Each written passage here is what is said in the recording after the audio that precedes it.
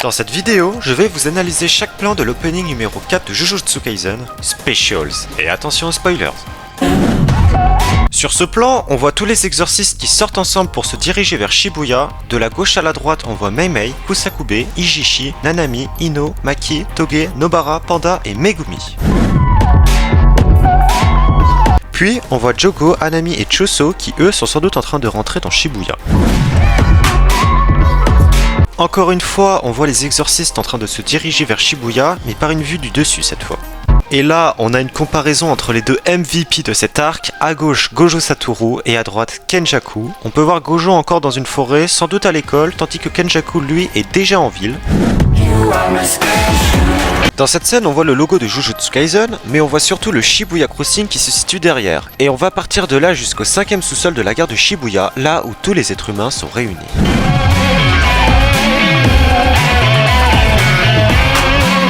Sur ce plan, on voit une chrysalide, celle de Mahito, et pour ceux qui ont lu les scans, vous reconnaîtrez la transformation qu'a fait Mahito dans son combat contre Yuji et Todo, au moment même où il a saisi la véritable essence de son âme.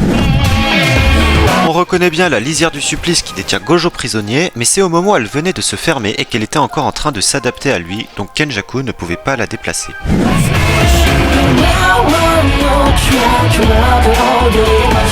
Nouveau plan, on voit de la gauche à la droite Naobito, Maki, Nobara, deux assistants dont Ijishi, Nanami et Megumi.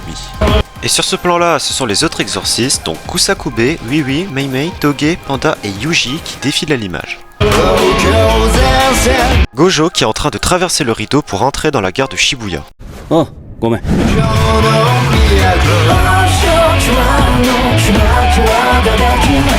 Dans cette scène là, on a vu Mahito faire son petit setup d'humain altéré dans le train qui se dirigeait vers Shibuya.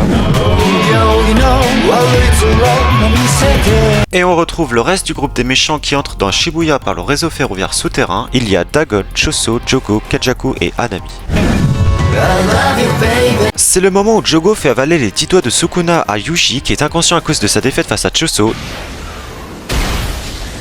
Jogo en profite donc car il sait que dans son état, le corps de Yuji ne pourra pas restreindre l'âme de Sukuna. Cette scène est raccord avec la précédente car on voit Yuji qui se tient la tête devant des tombes et on comprend qu'il prend conscience du massacre qu'a commis Sukuna pendant qu'il était inconscient. Cette bougie éclaire une sorte de parchemin, à gauche on reconnaît Dagon, à droite Jogo. Sur la suite du parchemin, on voit au centre Hanami et à droite Mahito. D'ailleurs, leur représentation sur ce parchemin fait penser à une illustration de la peur des humains qui les considèrent comme des démons. Todo qui s'apprête à tuer les abominations d'âme de Mahito. On reconnaît Ultra Mekamaru prototype 0. Et juste après, Miwa qui pleure sa mort en tenant la dernière capsule qu'il a laissée.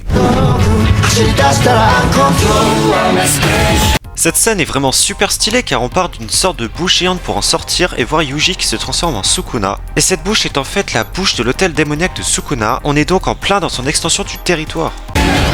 La scène là est aussi super bien réalisée, on voit Dagon qui achève sa transformation de fœtus maudit à fléau complet en recrachant tous les humains qu'il a avalés dans la gare de Shibuya.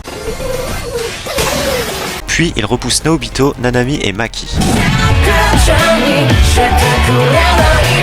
On vient de voir Yuji et Todo entamer leur combat face à Mahito au moment où ils propulsaient tous les humains altérés en une implosion sur eux deux. Il y a également des petites étincelles rouges et noires, on peut en conclure qu'un rayon noir n'est pas très loin.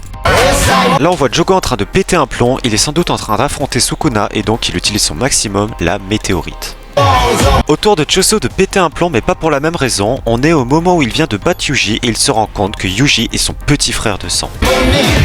Petit passage du GOAT, Toji qui entre par l'extension incomplète du territoire de Megumi dans l'extension du territoire de Dagon. Kenjaku qui utilise le fléau poisson-chat sur Yuji. Mei Mei face aux 2 maîtres des fléaux juste avant de rencontrer Kenjaku. Là, on reconnaît Nanami qui se relève juste après s'être fait carboniser par Jogo. Deuxième passage de Toji dans l'opening, cette fois face à son fiston dans la rue. Ils se sont retrouvés à s'affronter au moment où l'instinct de Toji a jugé Megumi comme le plus fort. Nobara se tient la partie gauche du visage avec la main, on comprend que c'est au moment où Mahito l'a touché et qu'elle a donc perdu son combat. On assiste donc à son flashback où elle voit son passé défiler devant ses yeux. Shoko nostalgique de l'époque du lycée qui est en train de fumer à côté du principal dans le petit poste de secours de Shibuya. Gojo totalement choqué de voir son ancien meilleur ami au moment de l'activation de la lisière du supplice, ce qui le scellera dedans.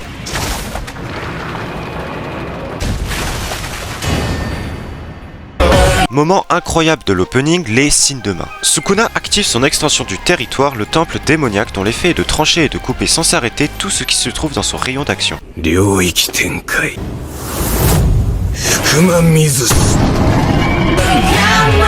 Mahito active son extension du territoire de 0,2 secondes, l'orbe d'isolement face à Todo et Yuji dont l'effet garanti est de pouvoir altérer l'âme de quiconque se trouve à l'intérieur.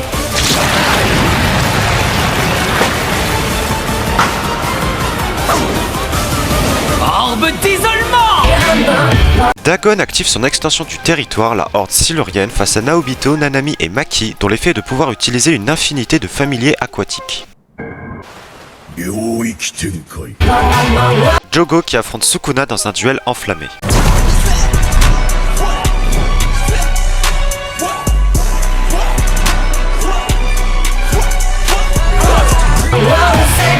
Choso qui active sa technique du sang perforant face à Yuji. Todo qui applaudit pour activer son Boogie Boogie dans son combat contre Mahito.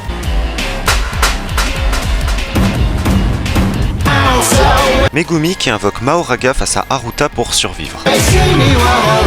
Et enfin, Gojo qui active son extension du territoire, la sphère de l'espace infini pendant 0,2 secondes.